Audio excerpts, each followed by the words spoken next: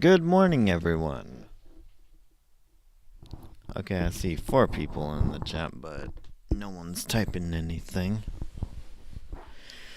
And it looks like I need to get the chat on here. For some reason, my channel is showing that I have 2 of the same live broadcasts going on. I don't know why. That's fucking ridiculous. That's fucking bullshit. Let me pop out the chat. Copy the link. Yeah, I have to do this every time, which is also a pain. Because it's a different link every time. Yeah.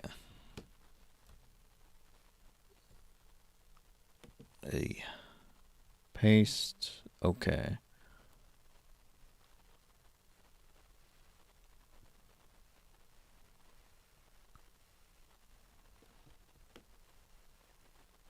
There we go. Oh, we got someone here. Nice to see you again. Where have I been? How's it going, Smith?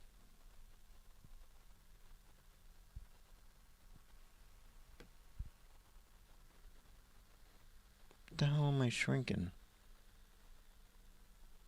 No, I want to shrink this. Yeah, I'm having technical difficulties here.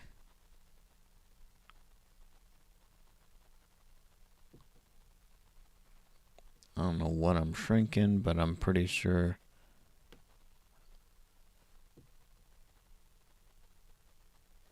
You're doing well? That's good.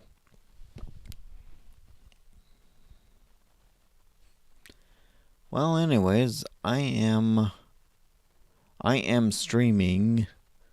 Okay, do you remember Kids WB by any chance? Apparently, Nostalgia Critic did a review on it, and, it's about time. Like, I was waiting for that for a while. And now I'm going into this video completely blind and seeing and doing a reaction on it. And like, I was also originally gonna be reacting to Kids WB bumper commercials and whatnot, but like, I didn't have time to download the video. So I'm only going to be doing the Nostalgia Critic video today.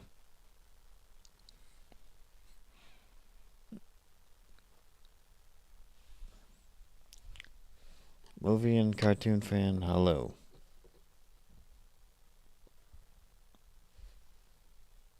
Animaniacs, Tom and Jerry, Coconut Fred.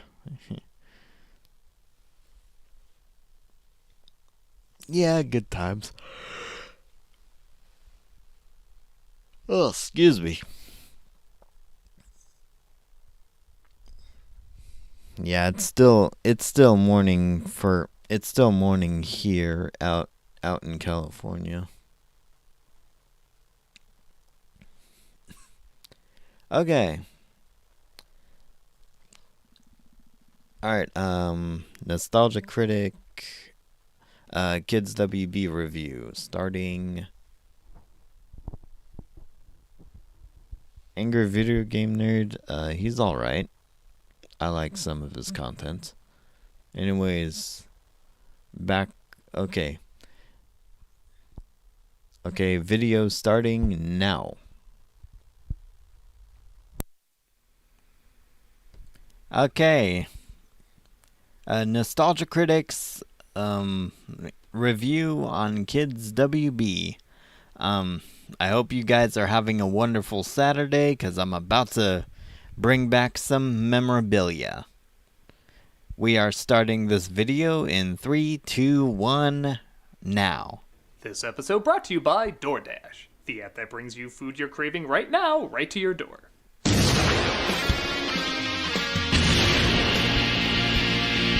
Why, are they a video game app?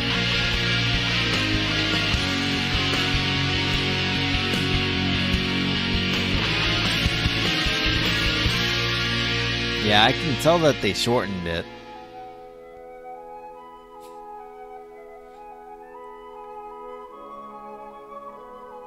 They shortened the intro.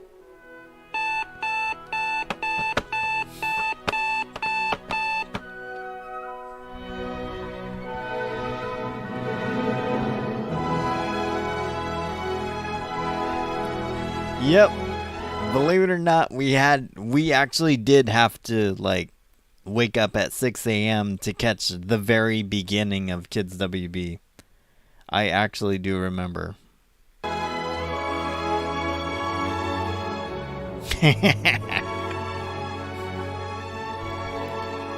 This is how I feel. This is honestly how I feel every Monday morning. Did we really used to get up this early just for cartoons? It's not just cartoons, it's Kids WB. Don't you mean Vortex? I'll pretend I didn't hear that. No. Vortex was the third. What came out okay. When Kids WB ended, the CW4 Kids began, and then after CW4 Kids came out, after that one ended, then it was Vortex. Spitting some facts at you, fam. Okay, where the hell is Critic? Isn't he supposed to be kicking this thing off? Nah, let's just start without him. Hell yeah! Hey, everybody! Is that Critic on the TV? The fuck? Yeah. What's wrong with you all? It's a constant party here at Kids WB! Critic, how long have you been Hell here? yeah! Hours, days, maybe weeks. I don't know, I've lost track of time because there's always a party here! You've just been partying nonstop? That's the Kids WB life! Yeah, everyone's always Hell jumping, yeah. screaming, throwing confetti. Thank God no Kids productions are being filmed in WB. the studio because they wouldn't be able to record shit over all the noise! So you're telling us that you've been partying this entire time and it's had no effect on you? Kill me! What? Kids WB all the way, man! Fuck yeah! Before every studio tried to have a streaming platform, many tried to get their own TV channel, and in 1995, Warner Brothers launched theirs. Though not always giving the highest of television quality, well, depending on your definition of highest, WB did have a few hit shows that are still talked about today, as well as one of the world's most annoying mascots. Everybody, the Michigan I like this Rag. mascot. I I don't guess know what Bugs happened Bunny to was him. too associated with children to be the mascot, so they went with the Looney Tune that many considered most adult at the time. Can you Michigan guys hear J. this Frog all right? from One Froggy Evening. Everybody wants the W. Everybody likes the WB. Not only did his literal song and dance routine get old quick, but he weirdly sung about depressing stuff. You ever actually listen to what he sings? I swear I'm not making this up. Hello, my baby, you're in the red. Hello, You're my wanted by baby, the hello, my IRS. honey. Your love life is in a rut. Enjoy what you got, it isn't a lot, it's certainly not money. Bills continue that's to pile literally bankrupt in him. town, just pay the electricity. Is this a cry for help, Michigan? You gonna throw yourself at Doc Hopper soon? I think The Simpsons summed up this character best. I need a drink. But launched at the same time as their adult programming was their children's programming. Kids WB ran on the WB network from 1995 to 2006. They showed less of their frog mascot because, well, only adults should be that God, annoyed and this brings depressed, back and so instead much had stars from their memories. usual programming, both animated and live action, introduce the lineup. Not gonna lie, it is a little funny seeing a future Oscar winner hype you up for cartoon Hey, animals. Jamie If you Foxx. enjoyed those commercials, then you'll really like the Bugs and Daffy show. Yeah, he got his own. Let's be honest, WB Yeah, Jamie Foxx. For those who don't know, he got his own sitcom. Yeah, which ironically, which funny enough, that's where his catchphrase came from. Like his catchphrase known as "Yo Pierre, you want to come out here?" That's where it came from. It came from the Jamie Foxx show. was the parents' house for the cast of In Living Color to get And back that to guy, it. That In some guy, respects, Wayne. Kids WB left an even bigger he impact was- than he their also adult had a shows sitcom. because it combined what worked on other networks like Fox Kids and combined it with some new styles and ideas, both from America and from Japan, introducing a lot of yeah. kids to their first animes. Hey, what do you got there, a rabbit? It's a Pokemon. Hell yeah. There's a ton of shows we grew up with and are ready to talk about, so let's get cracking. Nice. Because here, the party never stops! Critic, are you sure you're okay? Jesus, get me out of here! Nobody should party this much while just randomly turning to the camera announcing the schedule! Well, how do we get them out? I got an idea. Critic, read the text message that I'm sending you. Coming up next, me on the couch. Oh, nice. This Oh, that worked. I sent you an email about not wearing the same thing as me! God damn it, now I gotta change it. Go, say the thing. This is Kids WB. WB! You can call me Ed, and you can call this Kids WB. Matthew Lawrence here to tell you you're watching Kids WB. Please don't go. It's great having you here. Nick Freno, da-da! And this is Kids WB. Wow. What does the WB stand for? We're back! Warner Brothers. to Elvis Duh. Costello, but I think Huey has a far more bitter, cynical sense of humor. Daffy Duck hasn't let the fact that he's a big-time movie star go to his head. What the hell is even that? Okay, for those. Daddy, chill. I.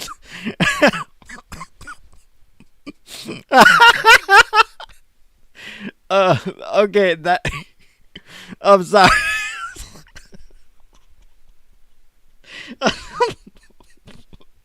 Okay, I'm sorry. That caught me off guard. Daddy, chill. Sorry, that caught me off guard. I'm surprised. Oh, okay. Let me collect myself for a sec.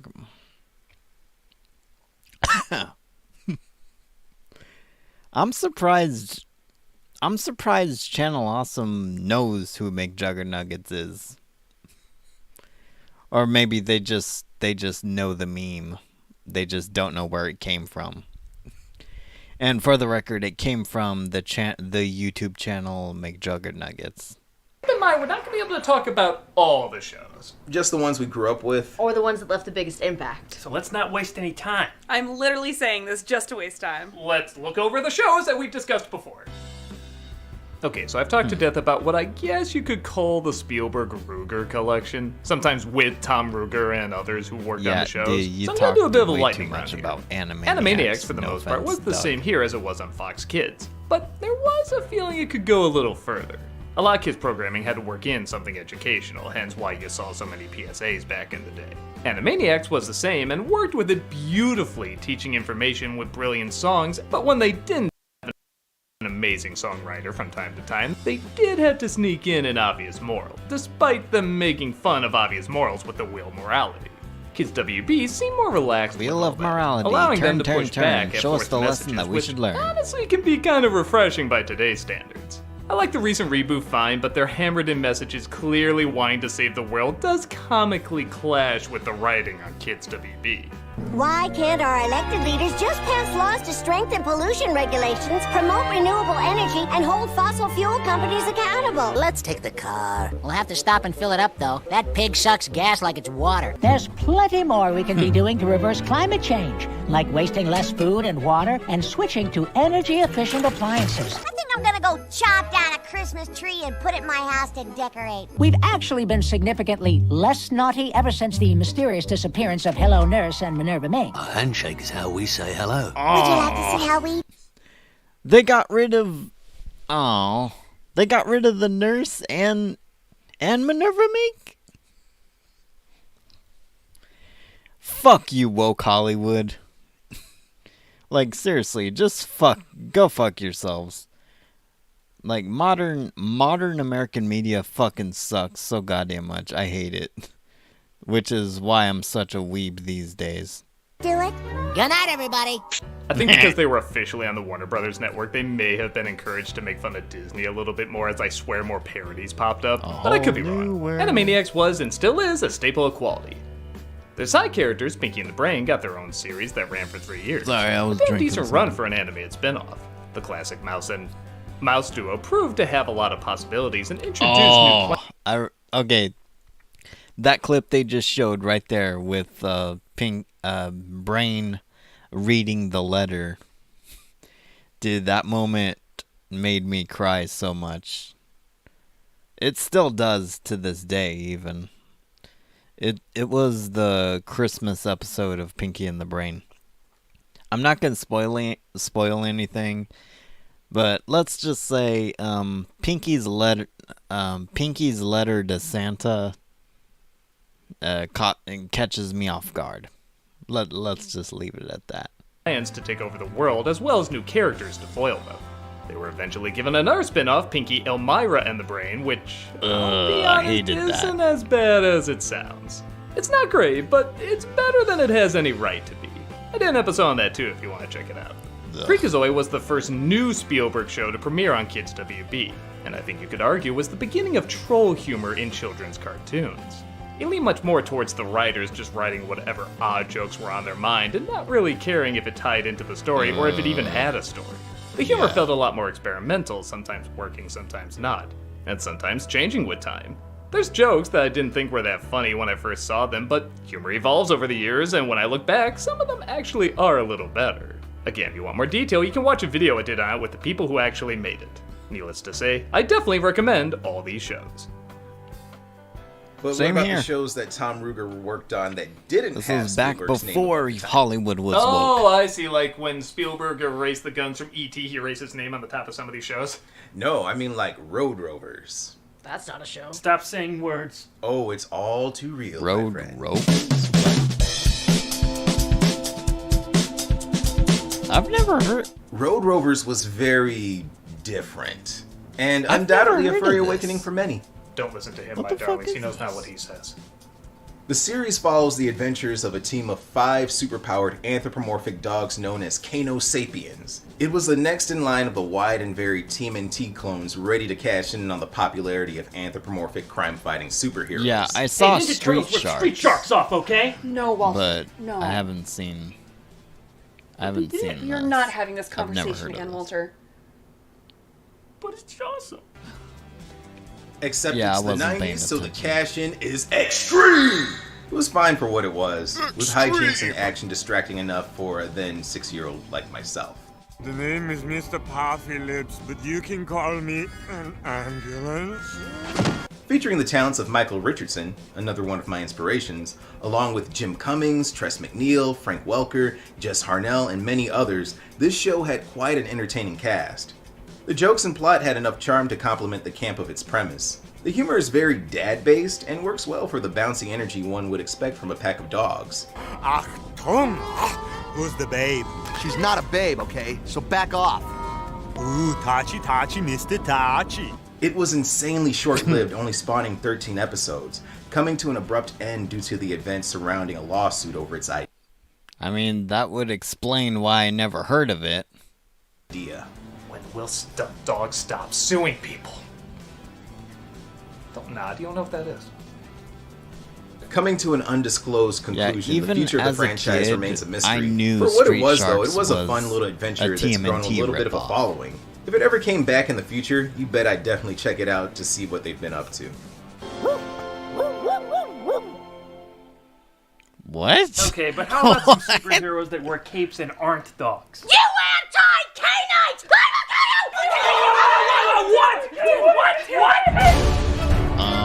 Okay. Superman the Animated Series expanded the DC animated universe by being the first additional show to take place in I'm the a bigger same fan of world Batman as the Batman the Animated Animated Series. Series. It was also the first time Supes got his own animated program since the self-titled cartoon from 1988. And how was that show? It Thanks for impersonating me, Dad. exists. What? Superman was significant for many reasons, including the introduction of Okay. non-Superman exclusive heroes and villains from the comics, like The Flash, Green Lantern, Aquaman, Lobo, Darkseid, and many more. This laid the foundation for what Justice League and Justice League Unlimited became in the mid-2000s. Well-known actors like Malcolm Good to McDowell, know. Gilbert Gottfried, Ed Asner, Lori Petty, and Michael Ironside all popped up to fill many of these supplementary roles across its 54-episode run. The Man of Steel was powered down for most of this show, making him more vulnerable to attacks from his enemies. He wasn't able to simply solve a problem by moving an entire planet, much less an entire city. I really appreciated that, and I think a lot of the bigger stories were better because of it. But could he spin the Earth backwards, yet not be fast enough to catch 2 missiles? Or kiss someone, erasing their memory? Or not be anti-K-Knight? Where are you getting those? Hey, where'd Chaplin go? Okay, I saw Crypto Superdog and I enjoyed it. I don't know.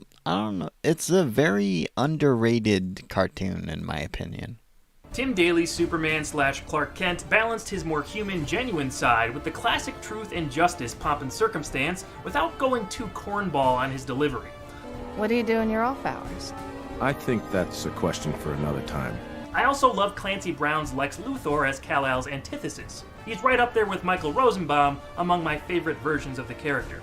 While this show was as bright and colorful as it needed to be, it got darker as it went along, with episodes like Apocalypse Now, Brave New Metropolis, and Legacy, which are some of my personal favorites, covered in a top 5 video we did a few years back. Savor your moment of triumph, Superman. But remember, victory has its price. True, there's like 5 intense moments that almost match the intensity of the robot scene from Superman 3. Look at the comments, man. No! This show hasn't quite endured as much as Justice League or BTAS, but it should not be forgotten. This was a solid interpretation of the Man of Tomorrow that featured some great character work, strong stories, and surprising yet earned darker moments. Its impact on the world of Superman is important, and if you've never seen it, I suggest giving it a shot for a faithful and layered incarnation of the Big Blue Boy Scout. Yes, but nobody Did Superman ever face... did Superman ever, like, fight against that monster known as Doomsday? Just a question I had. thinks about if Superman was a worm. Like, in that particular Yeah, series? how is he? He's okay. That sums up my review.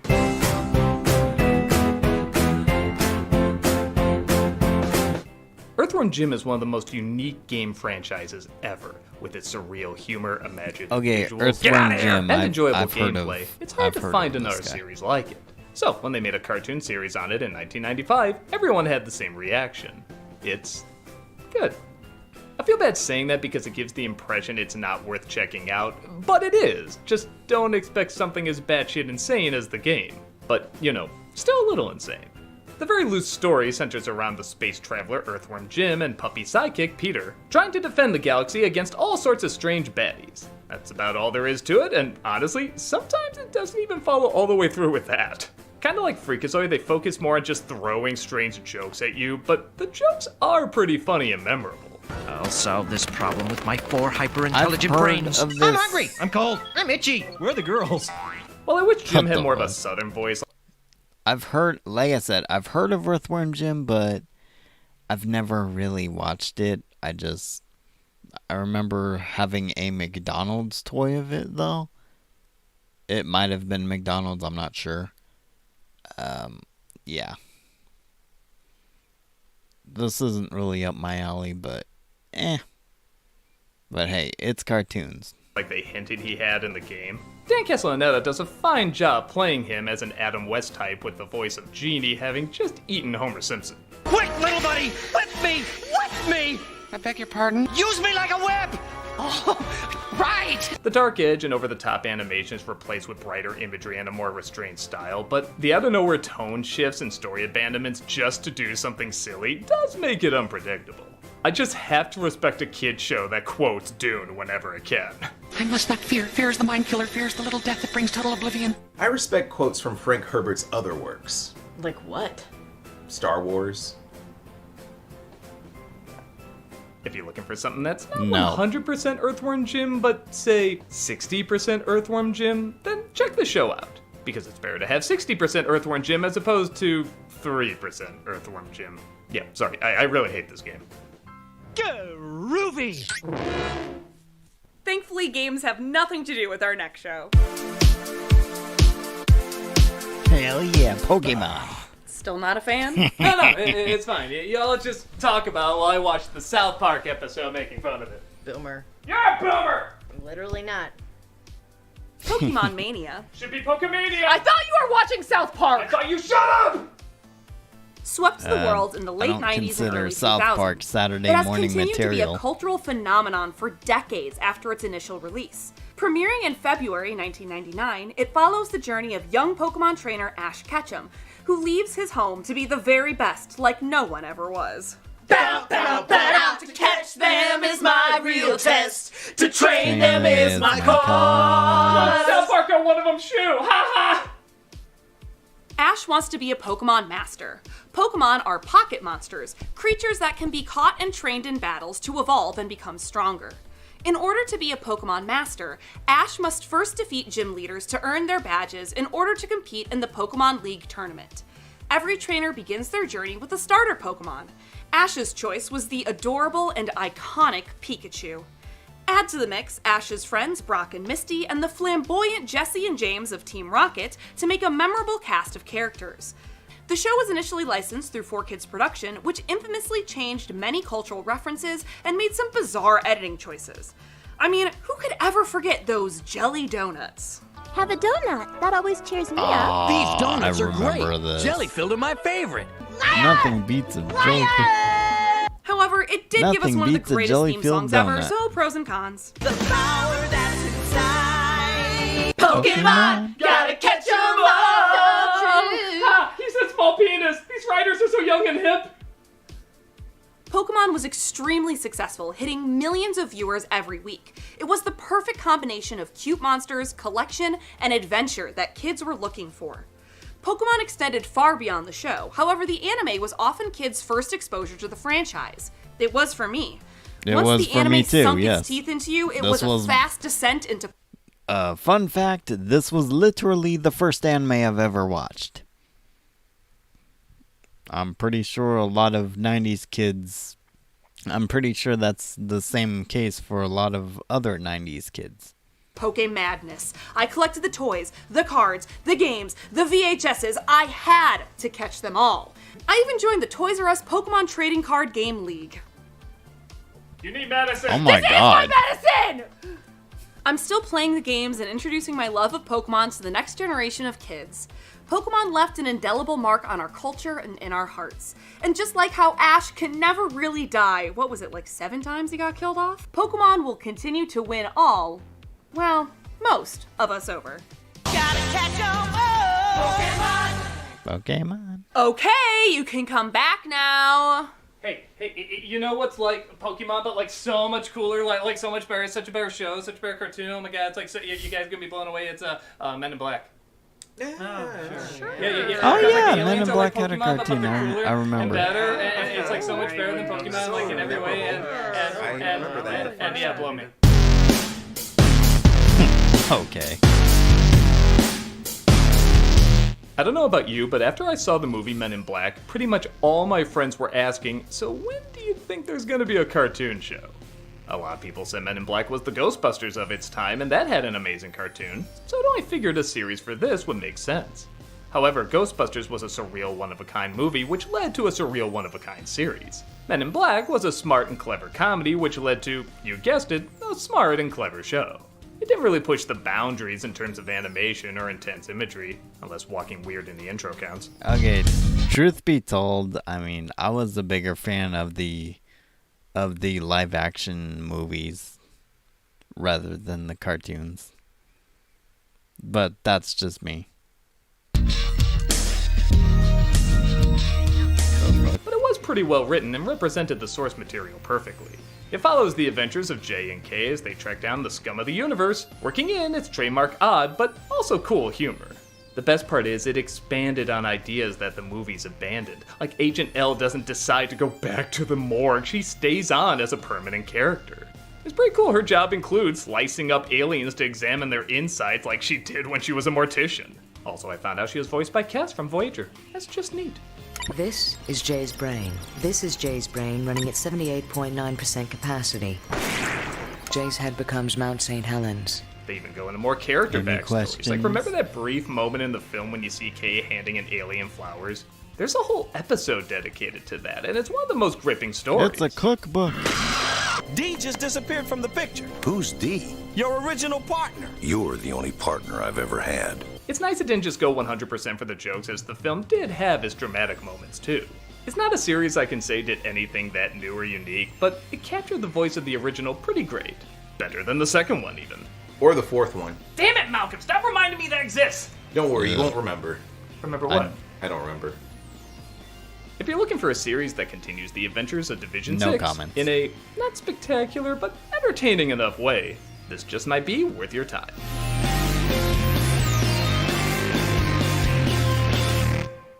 X-Men Evolution. What about it? I don't know. I just wanted to talk about it, and I didn't have a transition. Yeah, I remember this show too. God, that's loud. Sorry about the loud High school, music. cool goth rogue. X-Men Evolution rules. The show takes place while many of the mutants are in high school. Not a mutant high school, just a normal high school. It allows for some great high school drama, some stupid fun romances, and eventually led to some awesome growth for many of our characters. I'm not sure if I saw this show at the perfect time or if it really was flawless, but it left an impact. Also, Nightcrawler is so great in this version. Oh, you mean fun and lovable and not... I can't even think of a word to describe him. He left a little an impact. Yeah. Blue? No, even that doesn't feel right. I'm He blue might be dubba the dee best dubba he's die. ever been represented in any of the series. Everyone stands out and feels authentic despite taking liberties from the source material. Also, the orange and black Wolverine suit is so slick. You can't stop the Juggernaut. Forgive me for trying. This is the most early 2000s show that you could ever watch. It should be put in a time capsule to show people in 1,000 years what this time period was like. Oh, come on, it's not that. LimeWire guest starring on the OC isn't as 2000s as that. I loved this show so okay. much as a kid. I always wanted to be Rogue from the comics, but this goth Rogue took that want and made it a need. We also got that great Kitty Pryde Rogue dance gift from this show, so cheers to that, honestly. Please, Josh Hartnett is going to join Destiny's Child if there's any more 2000s. It took what was an already amazing comic book adaptation and gave it a whole new spin. It's early 2000s, yes, but it also has stories and characters you can still relate to today. No matter what time period you grew up in, like, as long as you grew up, you'd early 2000s, man, like, television was in its prime. Let me tell you. Well, also the 90s, but yeah. find something relatable in X-Men Evolution. Enough of this early 2000 stuff. I'm a history man myself. No, you're not. The history of 1998. That's random. Also, no, you're not. 98 was only 2 years before the early 2000s. That makes it even less history. When this show made literal history. Yeah, Tamara. That's how you do a segue. Damn it, you're right.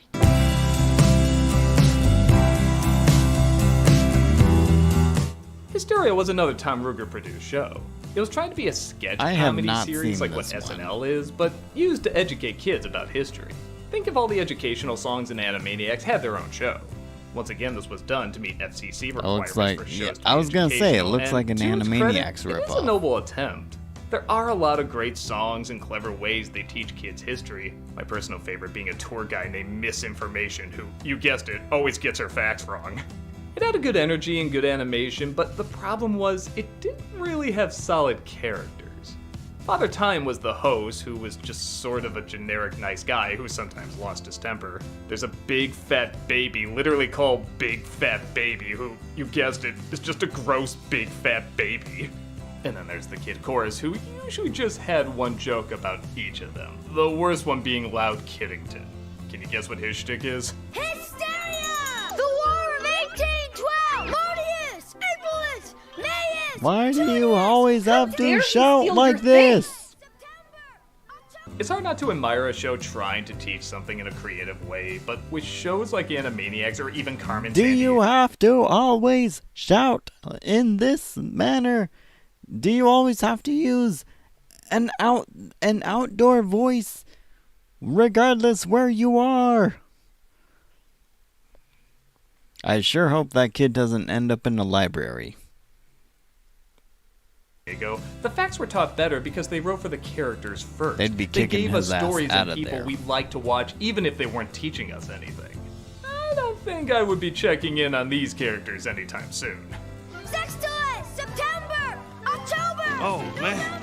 I will admit, though, I Ugh. think this is made for a much younger audience, and if I was a little kid, I'd probably get into all the funny voices and screaming. Pretty good. I'm so hungry I can throw up twice. It wasn't for me, but it was a noble attempt and a noble cause. Hysteria!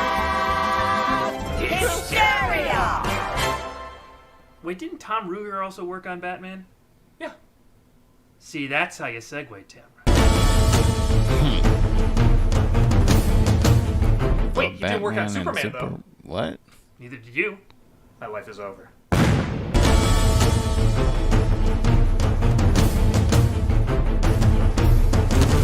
The new Batman Superman Adventures was sometimes an hour, sometimes an hour when's and a the half long commercial programming break? block that started to air in 1997.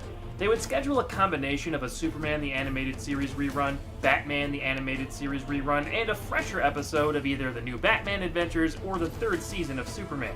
It's a bit complicated since this isn't actually the name of a separate series and the branding was used for Emmy nominations that pertain to both shows. The block did Batman have its own Superman unique intro that Adventures. presented clips from each program merged with some original animation and a brand new theme from Shirley Walker. It's pretty good too.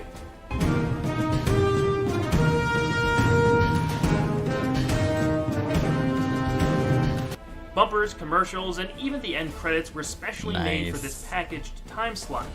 The crossover episodes between Superman and Batman are more associated with this title, so let's quickly mention them. The only Batman episode that a Superman character showed up on was Girls' Night Out, where Supergirl teamed up with Batgirl to take down the consolidated threat of Harley Quinn, Poison Ivy, and Livewire. I just reviewed it for Batmay, so check that out for more info. On the Superman series, Nighttime saw the Man of Steel disguise himself as the Dark Knight and team up with Robin after Bruce goes missing. A bunch of the Caped Crusaders villains get to make appearances, and we get to see Superman beat up Bane under Batman's cowl. It's a great moment.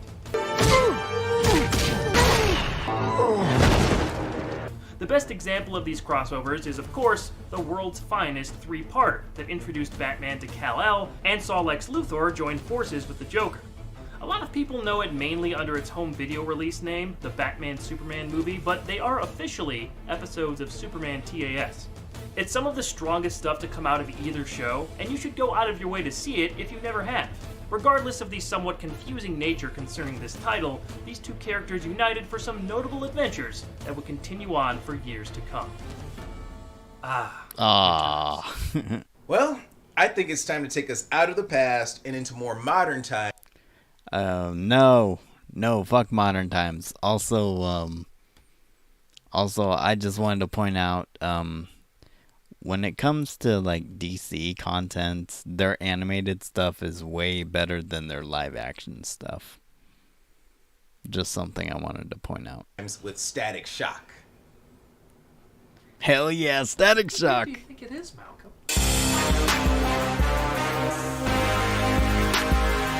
This is a good show. This show I remember watching. Static Shock was a gemstone among my favorite childhood cartoons.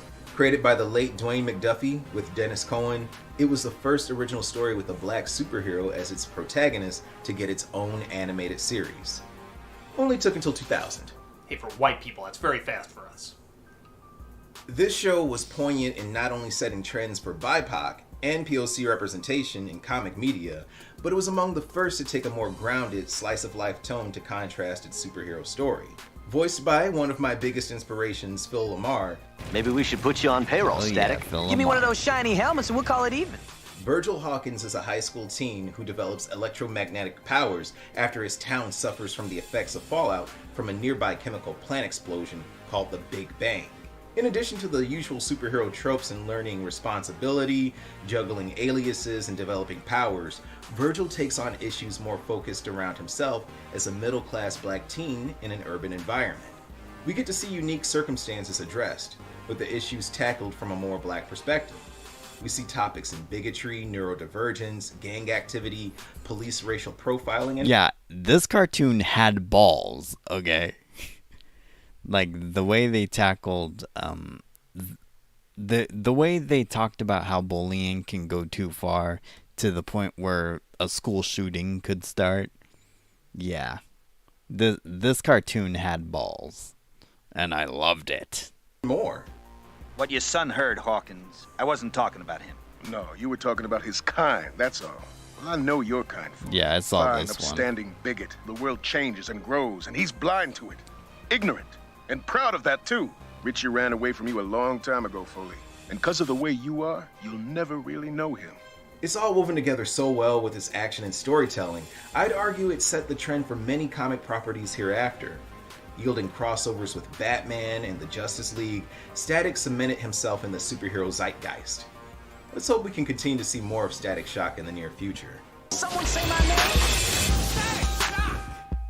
Hell yeah.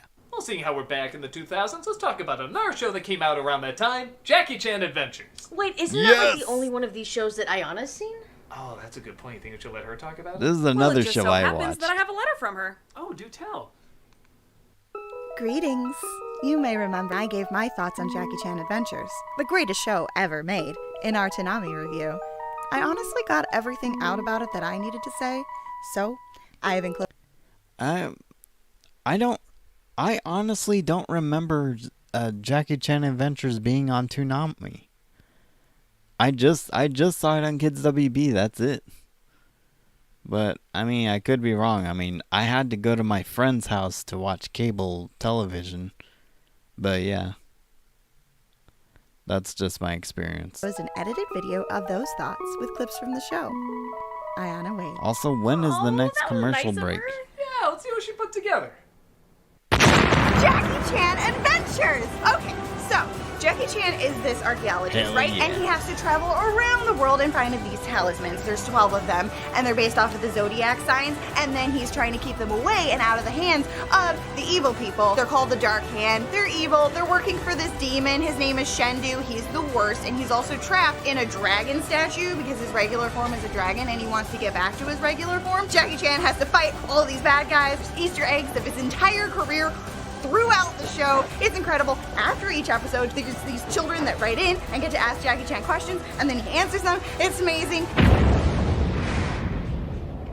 Yes. I mean, Dude, none of our videos were that cool. I want to be Jackie Chan Adventures. She had, like, explosions and stuff. Heather, does your next one have explosions and stuff? No. Well, what do you have? boo. Shame!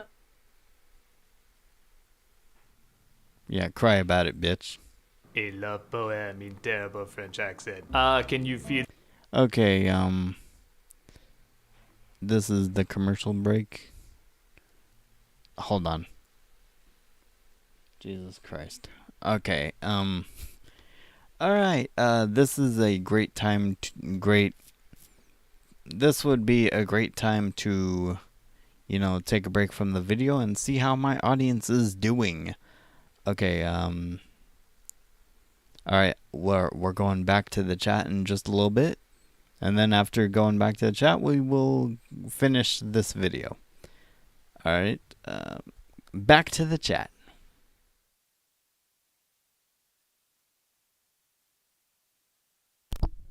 Hey B, I'm glad to see you here.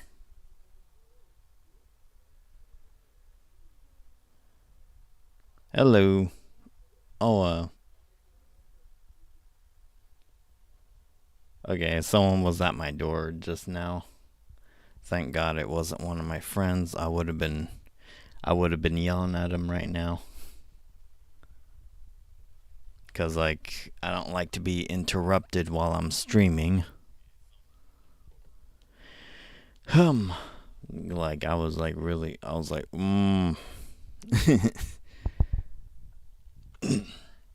So, how are you enjoying the video so far, guys? In case you're wondering, like, I'm gonna be skipping the sponsor ad. Like, I'm trying to do it right now. Yeah. So that you guys don't have to see it, because, like, you know, I'm not being sponsored by these guys, so fuck the sponsor segment. I don't know why they have to make it so damn long. How are your Saturday mornings so far?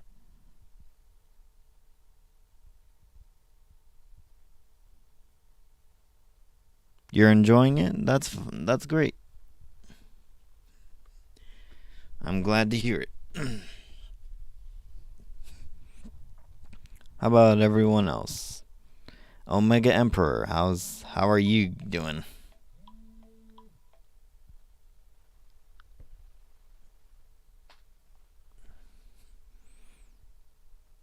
Now my friend is calling me.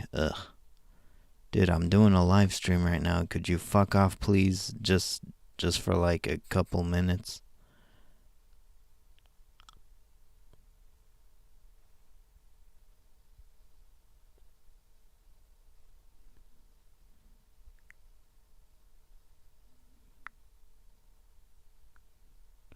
Hang on, I'm sending this guy a text. I'm like, dude.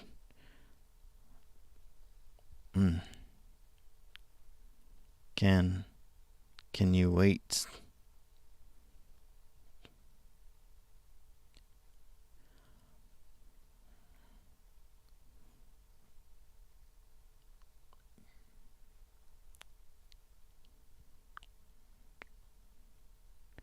I'm a popular fellow. God, like, everyone's like bugging me right now.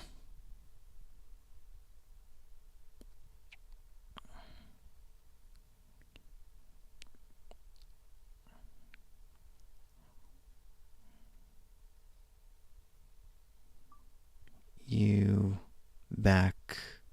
I will call you back when I'm done. Jesus Christ. This guy is obsessed with me.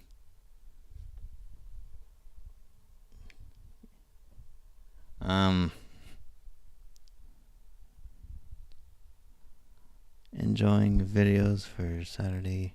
Okay. It's all good since oh, you already saw the video? Yeah. Also the Hub Network as well. Yeah. Good times. Anyways, back to the video. My God, like, everything just all happened all at once.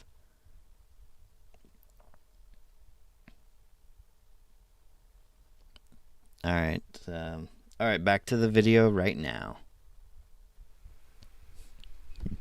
Okay, we're back to the video. I hope you guys can hear me okay, because, like, sometimes when I transition, I've noticed that I've been... Well, last night... Not last night, what the fuck? Last time I streamed, I was streaming the Digimon movie, and the third time I transitioned, I was having audio problems, apparently. I don't know why. I'm hoping this will be better. I'm hoping you'll hear everything, including the video. Alright, before, like, if you're asking, for anyone who's asking, I skipped the sponsor of the video. There was a sponsor going on, and I just wanted to skip it and get right to the Saturday morning cartoons. You're welcome, audience. Let's watch more Kids WB. Doug plays Jedi Survivor every Friday on Twitch. We also have content 5 days a week. Hope to see you there. I swear that wasn't the sponsor. I swear that wasn't. Oh, card captors. I've seen this before. Trying to chase the high of Pokemon, Kids WB added the anime Card Captors to their lineup in June of 2000. Cardcaptors combined the The monsters dubbing for this, guys, the dubbing for this was terrible. The voice acting with the kids that they hired to play these characters, they were horrible. Yeah, I have been rewatching a Kids WB like marathon, and they did a Cardcaptor episode, and my God, the dubbing was just so bad. Pokemon with the magical girl essence of Sailor Moon. A girl named Sakura accidentally releases magical cards called Cloud Cards into the world. The guardian of the cards, Kiro, is also released. He reveals that only someone with magical powers could open the book, which means Sakura has magic. She now must battle the personifications of the cards to seal them all back away into the book. The version of the show that was aired on Kids WB was... Let me guess. Heavily edited? No, they leave it alone. Really? Yes, they even have a class at the Home for Infinite Losers. Okay, keep going, smartass. In this instance, though, it wasn't as much a censorship issue. The original series was 70 episodes. The Kids WB edit was only 39 episodes. Episodes were rearranged and key plot points were omitted. That still didn't stop me, personally, from absolutely loving it. I loved this series so much. I spent a summer at 12 years old fan-dubbing the movie with my best friend at the time. She was Japanese, so she had a Japanese copy of the movie, translated a whole script, and we dubbed it together. Really? And where is this embarrassing medium we can blackmail you? Unfortunately, it's been lost to time. Ah. I truly wish I could share it with you all. Now all I have are my Cloud Cards to remember the great times I had with Sakura and her friends. Still, this show gave me great memories, great animation, and great characters I won't be forgetting for a long time.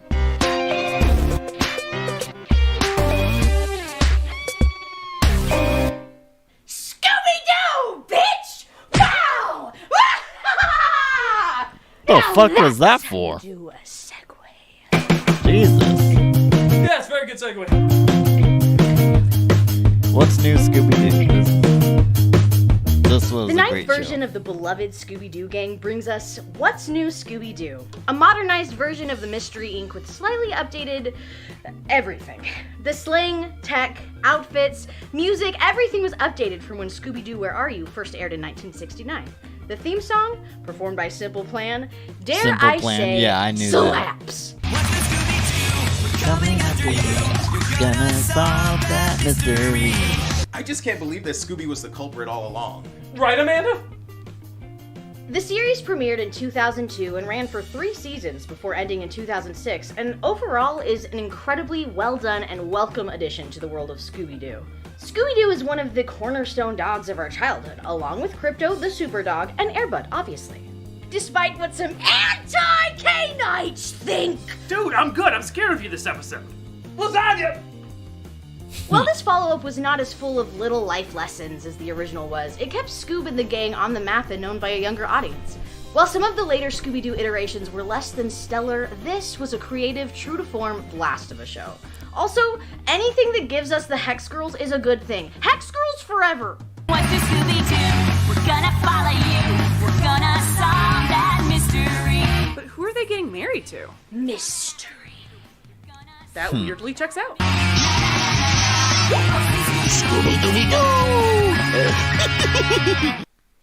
Did they Tamara, actually now that you're do an opening so like good that? at segues, could you maybe come up with one for Batman Beyond? Yeah, just say you're doing Batman Beyond. Oh, that works. Hell yeah. Batman Beyond, bitch! Wow! How many times are you gonna do that, dude? The first 2 episodes of Batman Beyond, known as Batman of the Future outside the US, established a concept that became one of the strongest, most unique ideas this creative team ever conceived. It's crazy how this show was basically a mandate from the network that Bruce Timm and company had to pitch on the spot. For a short time period, they were finishing up Superman the Animated Series and the new Batman adventures, all while simultaneously rushing to get Batman Beyond off the ground for a 1999 premiere. Set decades in the future, the show followed a teenager named Terry McGinnis who discovers the secret of a now elderly Bruce Wayne and becomes the new Batman in a Gotham that looks very different. A couple decades before the main time period, Bruce retires after being forced to use a gun to threaten a criminal when his body fails him. It's an epic and heartbreaking start to possibly the late great Kevin Conroy's most impressive performance as Bruce Wayne. He believably sounded like a jaded old man who had more than his fair share of regrets. This evolution of the character is one of my personal favorites because it places him at a point in his life he probably never thought he'd reach. His relationship with Terry is a dynamic that's just as strong as with any of his sidekicks, but takes on a completely new connotation. As the series progressed across its 54 episodes, new characters and distinct villains pushed the overall legacy of Batman forward. Most of the creative decisions were excellent additions, considering we were seeing the bookend to a continuity with so much history behind it. Now, not everything worked. The romantic relationship between Bruce and Barbara has aged like cheese, but pretty much everything else has held up exceedingly well. Comics, the Batman 75th anniversary short, and a phenomenal animated movie have done a lot to display this show's staying power. There have been rumblings of a live-action adaptation as far back as the early 2000s, and as recently as last year, with Michael Keaton coming back to reprise Bruce. A new animated film has even been rumored. Time will tell if any of that really happens, but the fact remains, Batman Beyond is a once-and-future classic. Plus, it stars Will Friedle. How could it not be good? You know, it's amazing. In one short day, I managed to earn the socially challenged rep that took me a lifetime to cultivate back home.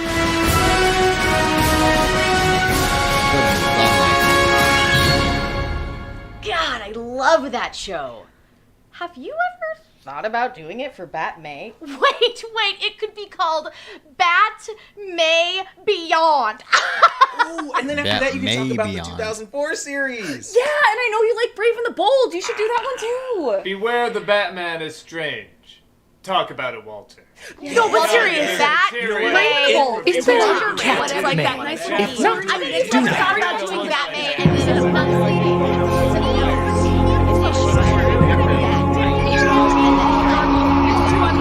Ozzy and Drix was a show. Okay. Based on the box office laws. Ozzy and Drix continues the stories of Osmosis Jones and Drix, who are this time in the body of a boy named Hector, rather than a dying Bill Murray. Do you mean comedically or physically? Yes. For a show coming off of a major motion picture bomb, I have to admit, this series is much better than it has any right to be. Okay, it's not great, but the voice actors capture the charm of the original actors. Knife flashing before eyes. Sorry, man, can't help it. Gotta go, go, go, go, go, go. The budget for this type of show seems put to good use, and it actually does teach you a little bit about the human body. I think two big advantages the show had was, one, getting rid of the live-action segments with Murray, which still feels weird to say. Them angels and elephants really threw him off course. And two, it got legendary producer Alan Burnett on board. Yes, that Alan Burnett. About as much effort as you can put into an idea like this was appropriately applied. And they really did make this world interesting in a unique way that evolved the creativity of the original. I don't know, I really thought I was gonna hate this, and I thought it was alright. I guess that's not a glowing recommendation, but if you've seen some of the worst moments in the movie, you know it's still pretty damn impressive.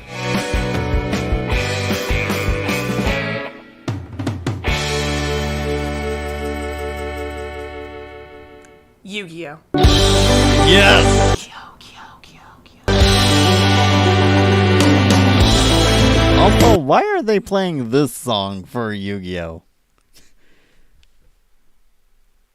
Also, this is the best show on Kids WB, bar none. The second best is Jackie Chan. The third best is Static Shock. Yeah, just saying. In 2001, Kids WB continued to cash in on the Pokemon craze with an anime called Yu-Gi-Oh! Spelled with an exclamation point. That's very important. Yu-Gi-Oh! Centered around a boy named Yugi who plays an in-universe card game called Duel Monsters. Duel Monsters, to simplify, is kind of like Magic the Gathering and the Pokemon trading card game combined. So the worst of both worlds. You can go to hell! Okay, Straight to hell! Thank you! Yugi also owns a special artifact called the Millennium Puzzle, which he solved. The puzzle contains the spirit of an old Egyptian pharaoh that becomes Yugi's alter ego. After defeating the best duel monster player in the world, Seto Kaiba, Yugi goes on a quest to solve the mystery behind the Millennium Puzzle and the power it holds. On the way, he encounters other Millennium items and of course plays a ton of duel monsters. Yu-Gi-Oh! Was almost presented as a more grown-up Pokemon. The card game felt more complicated. That's it felt more... that's what I said. That's what I said. It was like a Pokemon 2.0. It was like grown-up Pokemon. That's what I said in my last stream, I think. In my last stream on this channel. Action-packed with higher stakes and a darker tone. This anime was also licensed by 4Kids and similar to Pokemon underwent some heavy editing. As a kid, the editing here was more evident, with invisible guns and talk of sending people to the Shadow Realm instead of death threats. Even though many people did compare it to Pokemon, Yu-Gi-Oh! Had a unique style and concept. The anime of course had a card game that I obviously played too. I was drawn to Yu-Gi-Oh! Because it felt deeper and more complex than any of the other monster animes I had enjoyed before, such as Pokemon, Monster Rancher, and even Digimon. It didn't hurt either that I had a huge crush on Seto Kaiba. Fruity anime boys were my type in middle school. Why? Oh god, he's a jerk. The series may not have left as much impact culturally as Pokemon, but it was endearing and entertaining to many who felt they were starting to outgrow Pokemon. And though not as big, it still has a massive following all these years later. And for good reason. Yeah, people still talk about it to this day. People still play it's cool. this The next game one's to Baby this Looney day. Tunes. Clearly none of us have watched that. That's gotta stand for something. What the fuck? You know what? Don't judge me. We are. But don't. I'm afraid that's impossible. Okay, hear me out. Baby Looney Tunes asks I've the seen brave this. I've seen this on VHS one time. Like, I've seen this on a VHS tape I had at one point. Like, I thought it was but I never saw this on Kids WB. question, hey, what if the Looney Tunes were babies? You know, I can stick my fist up all your asses and use you as puppets. The premise is so simple and sounds so boring, but there was something outrageously fun about this show. The babies live with Granny in her mansion, wow, lucky, and spend their days playing and pretending. Also, it's Looney Tunes, so there are pie throws and physical comedy. Baby Looney Tunes focused on real-world problems that children could relate to, such as sharing and understanding emotions and playing with others. Okay, they're very simple, but they're taught in the most adorable God, the way. colors are It's so impossible goddamn not to get bright. involved in their tiny little stories. Lasting for 4 seasons and even getting a movie, Baby Looney Tunes was a somewhat formulaic show that made it easy to watch, always had a lesson to learn, and had better writing than it probably had any rate. Why are the colors so goddamn bright? Have you noticed? They're really bright.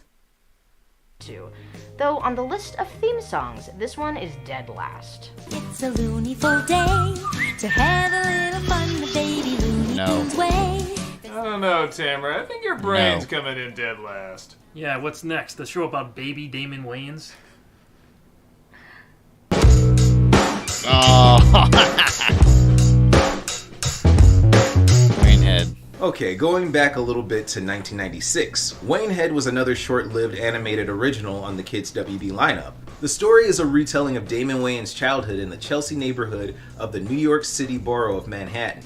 It features the voices of the Wayans brothers, John Witherspoon, Gary Coleman, Frank Welker, and then rising child star Orlando Brown as the lead, Damie Wayne.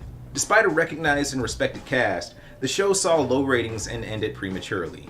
Each episode featured the comedic spirits of the Wayans family, but with the TVY rating, their talents... I don't know why, but I'm getting Hammerhead vibes from this cartoon. Hammer man, hammer man. ...severely undercut. And looking at the credited writers on the show, it looks like the Wayans were more so referenced rather than doing any writing themselves. And it shows, unfortunately. I wanted to like the show more. Even my parents were excited for when this show came out.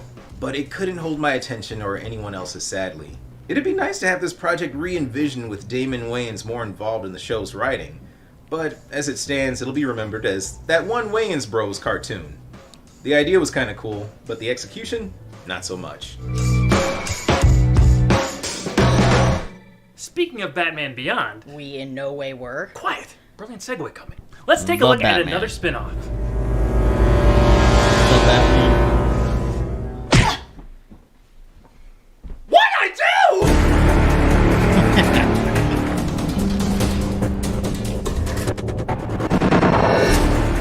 Oh, the DCAU Zeta Project? show that nobody remembers, the Zeta Project. Spinning off of the Season 2 Batman Beyond episode Zeta, this series followed a tactical synthoid built for the National Security Agency to impersonate enemies of the state and kill them for gaining information. Much about it, but I remember Eventually, some of it. Infiltration Unit Zeta grows a conscience and refuses to carry out his ordered executions. Thus, he becomes a fugitive and goes on the run, picking up a young friend named Ro along the way. Together, they try to find Zeta's original creator in hopes of uncovering the answers to his growing sense of morality and prove his innocence to the NSA, who thinks terrorists have reprogrammed him to be a danger to the populace.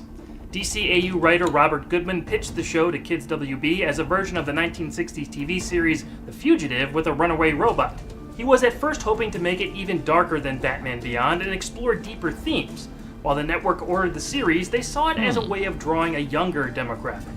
Problem was, catering just to 6 to 11-year-olds was not what Goodman wanted for his show. This led to clashes between the showrunner and the network that eventually led to this series ending after 2 seasons. The final episode finished off on an unresolved cliffhanger, but in the decade since, Goodman has tried getting a new version of the series off the ground, with the latest attempt coming in the form of a potential live-action drama. I'm gonna be honest with you, I didn't even know the Zeta Project existed until well after Kids WB was dead and gone. I knew that Zeta came back to Batman Beyond in Season 3's Countdown with a new look and Ro at his side, but I had no idea that he had his own show. So I did some background research in addition to watching a few installments. From what I saw, the series wasn't bad. I could see what the show wanted to be peeking through the network's mandatorily bright surface. I was always planning on watching it to complete my DCAU viewing experience, but now I'm not as worried about being bored the entire time. Don't get me wrong, the animation and music aren't very good, a clear downgrade from most shows in the same universe. I mean, it still looks interesting. It still sounds we'll call interesting. This a pleasant surprise. I definitely want to hear if any of you remember watching this show when it aired. What did you think of it back then? As for the here and now, the Zeta Project will likely continue to remain in general obscurity.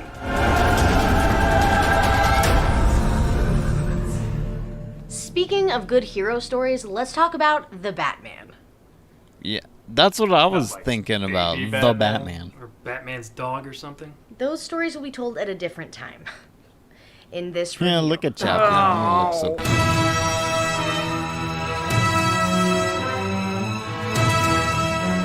The Batman is an underrated, hopeful version of The Dark Knight with a unique style of his own. Being the first animated Batman story after Batman Animated Series universe, this show had big bat boots to fill. It follows the story of Batman as we know him and follows canon character arcs and things like that, but it also does a great job of building lore unique to itself. This version of Bruce Wayne comes to us only a few years into being the Batman. He has a more hopeful outlook and wants to have a life outside of being the Batman. He meets villains for the first time, and by the end of the show's 5 seasons, his character arc has led him closer to his gruff older self. The villains in this show especially shine. Mr. Freeze is so cool with his ice head. Maybe my favorite iteration of the Riddler. Clayface? Incredibly told story that I haven't seen in years and I remember so vividly to this day. Hold on. A gender swapped... a gender swapped Riddler. That's... I am honestly okay with that. I'm honestly okay with that concept. Despite being anti-woke. Hot take, but maybe one of the best Jokers ever. Kevin Michael Richardson is a wildly underrated Joker. His Joker's so scary, so yucky. The huge orange teeth, the green wild hair, the scary huge red eyes. He's such an interesting and uncomfortable character to look at, and it's awesome. I don't share your sense of humor. Yet we're linked, you and I, like comedy and tragedy. 2 sides, same coin. Also, I will be cosplaying this version of Catwoman one day. I will! Is she the owl guy from Watchmen now? She is everything in Why are the ears so damn big? No, really, what did we do to you? For a character that has so many interpretations, this is one of the most underappreciated. It needs more love, more discussion, and more time in the Bat spotlight. Yeah, honestly, I agree. This is a good adaptation. Don't worry, the Looney Tunes will pick up where this dark, edgy story left off. Right? I wish I wasn't. Wait, what? This wasn't on Kids WB? It was on... No, it was on Cartoon Network. Hold on.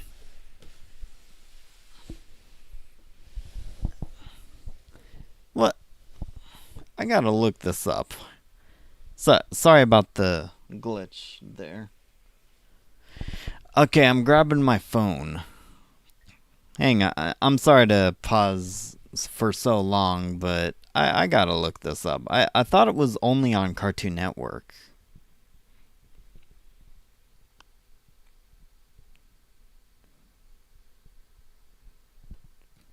Turtles Unleashed. Kids. WB.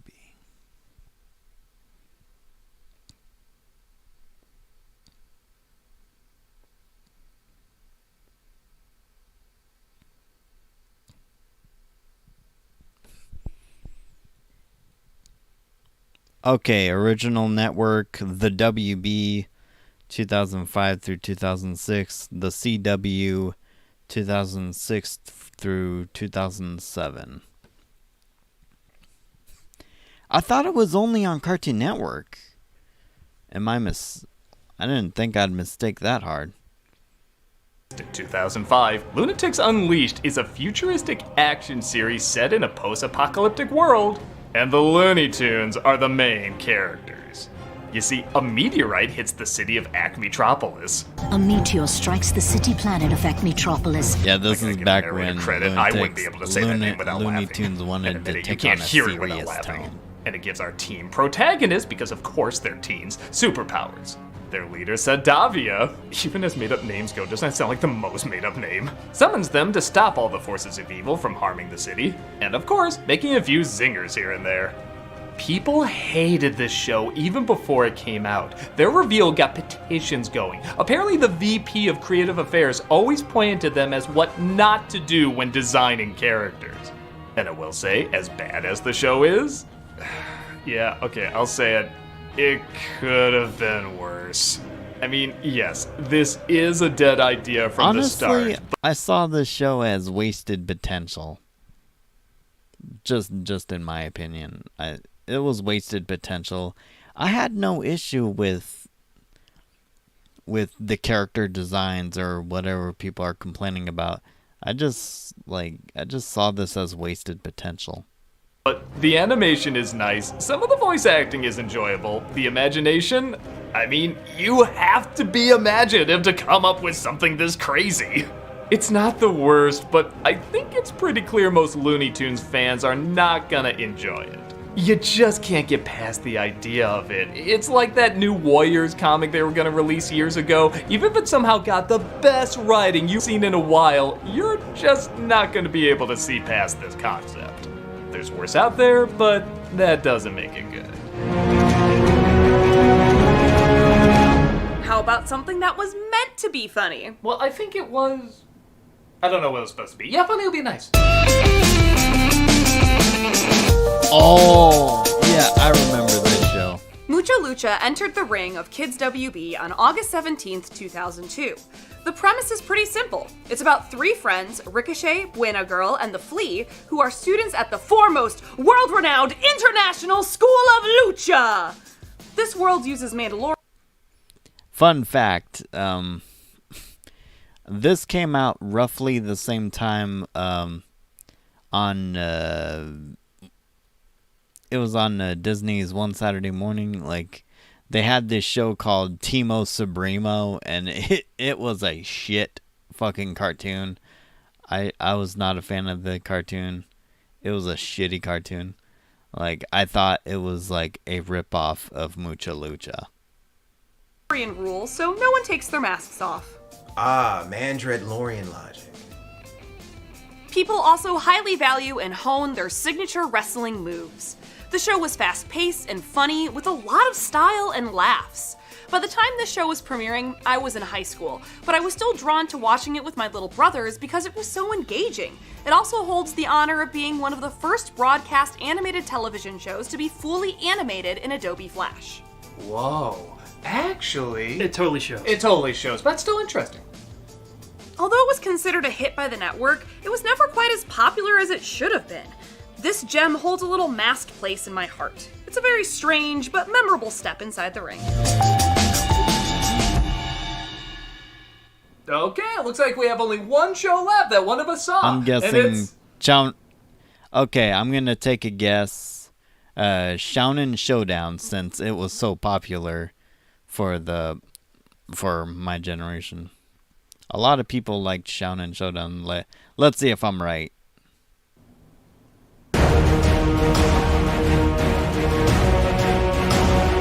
Oh, never mind. It's not Shounen Showdown. Crypto the Superdog, the superior Crypto, follow-up to NFT the Cat, Superdog. was released in 2006 and has the catchiest theme song ever made. I heard it once as a kid, and that's all it took. It has never left my brain. I am humming it to myself as Yep. I read this. If you know, you know.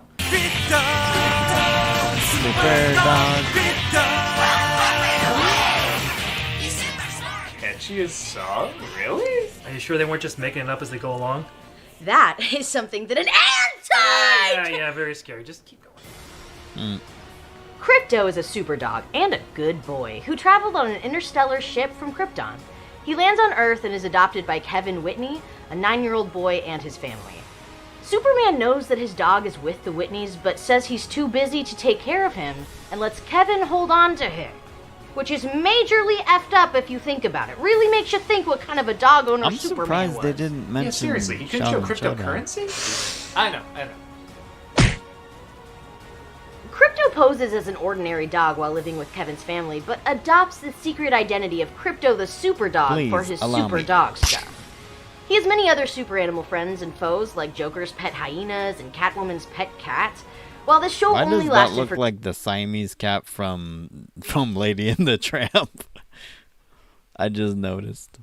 2 seasons, it was a cute and easy watch.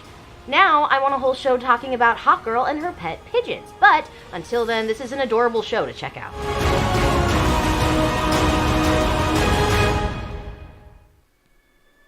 In 2006, the WB network merged with UPN to create the CW. While Kids WB technically survived a little longer, it didn't Rest make in much peace, sense Kids to have WB. something called Kids WB on a channel not even called WB. In 2008, Kids WB officially shut down. Even the frog took a bow when the writing was on the wall. time. It eventually became CW for Kids, which was later CW replaced by for Toonzai, Kids, which was Toonzai, later and then replaced Vortex. by Vortex. In 2008, it was relaunched as an online network with 5 subchannels. It just wasn't the same.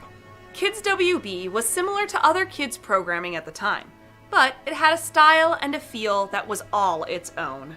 It allowed both old and new ideas to grow and become something that would leave an impact on several generations. Whether meant for younger kids, teens, and even some adults, it seemed like there was something valuable for everyone in this lineup. People still look fondly on it years later and continue to talk about the shows and Hell characters yeah. that'll continue to live on in people's imaginations. It was something we were all lucky to experience, and we thank all the artists and storytellers who worked their asses off to bring it to us. You all truly knew how to keep the party going. I'm the Nostalgia Critic, I remit. I'm sorry, we're really goddamn tired.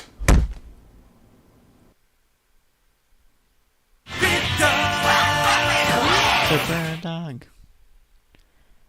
That was a fun We're watch. still doing- That was a fun watch. I loved that. Yeah, they didn't ugh. Back to the chat.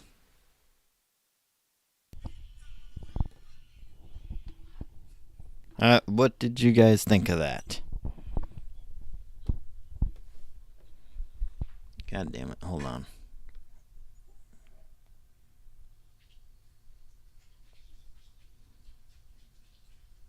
Sorry, BRB.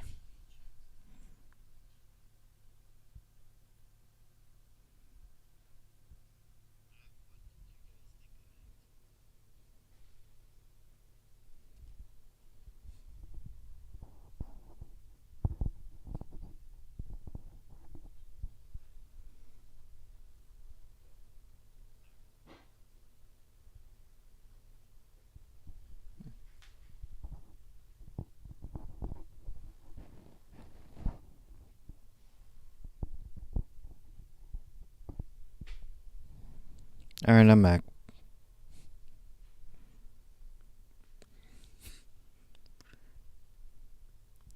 Alright, did you guys enjoy that? Cause, yeah. I could go on for longer, but, you know, I got stuff to do. You know, I was also originally gonna be like reacting to like Kids WB commercials,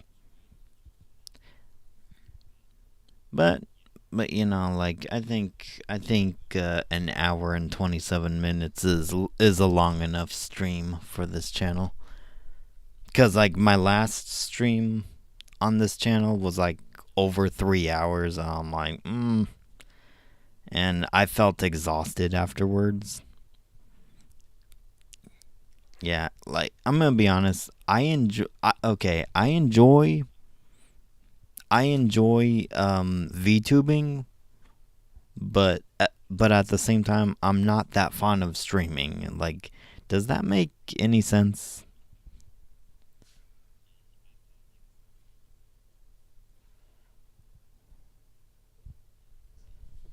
See, like, I'm willing to make VTube content, but like, I'm willing to make VTube related content, but like, not necessarily for a live stream.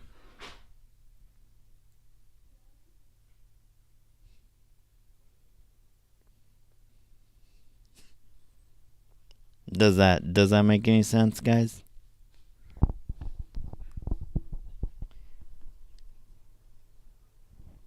Well, anyways, I gotta go now. Thank you all for watching. I am Yugi Nami. Enjoy the rest of your day.